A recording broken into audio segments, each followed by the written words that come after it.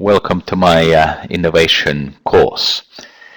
In the title, I also have the words ideas, people, structures, and markets. And with these words, I refer to the innovation process. At the beginning of the process, you have people at the center. People come up with ideas. And throughout the process gets more structure, more people get involved, organizations, resources, and so forth. And at the end of the day, there is the market, which itself is the structure. So from ideas and people to structures and markets. I have read a lot of books about innovation, and throughout the course I will be referring to different theories and different methods which I have picked up from different books. I will share the book, and I will put the references on the website. Unfortunately, I cannot share the articles because this is an open course. But today many of the books are available electronically, and if you have an access to a library or a electronic access to a library, it also makes for a good exercise that you go and access these electronically. You might notice that some of these books relate to innovation, some of them are in Finnish, don't worry about them, and some of them do not relate to the topic of innovation, but innovation always takes place in a context, in a substance area. So innovation and the substance, the context you are working with, go together. My context area, my substance area is the internet and the internet revolution, and I have put up this slide to show you what is happening in my country, and many of these things are happening in other countries as well. And I encourage you to think about the context you are working in and what is happening in your context.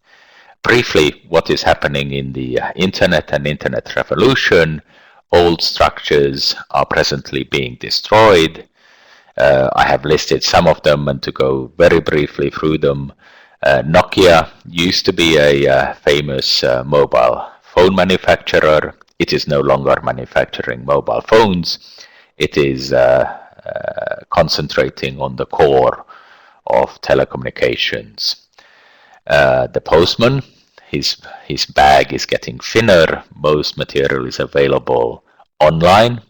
Bills are being sent online, newspapers are online, and so forth. There is the amount of postmen is decreasing. Music has gone from CDs and DVDs to platforms like Spotify. Newspapers, I still read mine as a paper version, but newspaper companies are more concerned about how many clicks do their articles get, how many eyeballs, if you like, have seen an article, because this relates directly to how well they can advertise and hence get money from the advertising revenue. Finland has been known for the paper industry. In my local community where I used to live, in the county, if you like, there were 30 years ago, there were 30,000 people working in the paper industry. Today, there are no longer, or there are only 2,000 people, so a major change. Web stores are replacing the traditional brick and mortar stores. You buy your clothes, your shoes, and so forth online and less in the physical shop. Universities are facing change. This class is no longer in the classroom, it is online. This is a major revolution in the way we teach.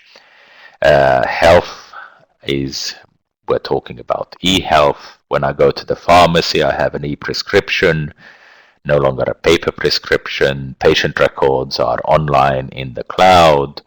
I can even access a doctor online. Governments talk about e-citizens and e-governments. Recently, I picked up my electronic identity card with which I can access government services electronically, open data, big data, and so forth. Many things are happening within the internet context, and this is the context into which I apply my innovation skills and in which I innovate together with others. But take a few minutes, you might stop the video and write down on a piece of paper what are the typical features of the context you are working in. Now, when facing with innovation, what does the future look like? And in this way, I'm setting the scene. And there's a Chinese saying which says that may you live in interesting times. This actually is what they say a Chinaman wishes his enemy. So why would you wish your enemy that may he live in interesting times? Well, the idea basically is that if your times, the era you're living in, is very, very interesting, so right at the very, very right end of the interesting times, you're living in a chaotic world. You do not know what is happening 1 hour from now or tomorrow, or so you're in a very, very unsure environment.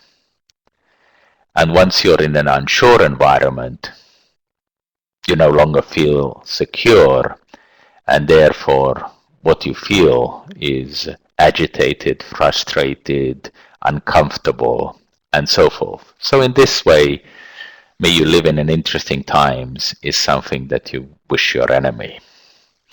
Innovation is quite often you're facing interesting times, unsure times, and so forth. And then let's think about when you're looking into the future. How would you tell your boss something that he does not wish to know, something which will lead you to lose your job, but which would be for the best of your community and society a few years down the road? Now the key question here is, would you tell him? I have asked this question in classrooms, and my experience is that I get about 5% of the classroom putting their hands up. And if I categorize this 5%, maybe there's the occasional naive person who thinks that in such a situation he would be brave enough to tell his boss. I would argue that maybe he wouldn't. Then there are, I have seen people who say that they have worked in organizations which have had and gone through tough times. They have been in the brink of getting fired, and through difficult situations, and they have learned to trust each other. And they have learned that if they do not tell the bad news, if you like, to their co-workers and their bosses, then they are preventing themselves from surviving in future situations. A third category, which I have heard from students, is that, okay, if I get fired, it's not a major concern. I have another profession. I am, for example, an accountant, or I am a trained cook. So if I get fired from this job, it's not a problem. I will go back and work as a cook. So there are some people who would step out, who would be brave enough, but I still argue that many, 95%, would not step out. However, sometimes in our life we will be faced with situations where we get, for example, fired, or a major change happens in the organization and we have to adjust ourselves. And this is what we call change management. And one of my favorite books is Who Moved My Cheese? It is a great book of change management.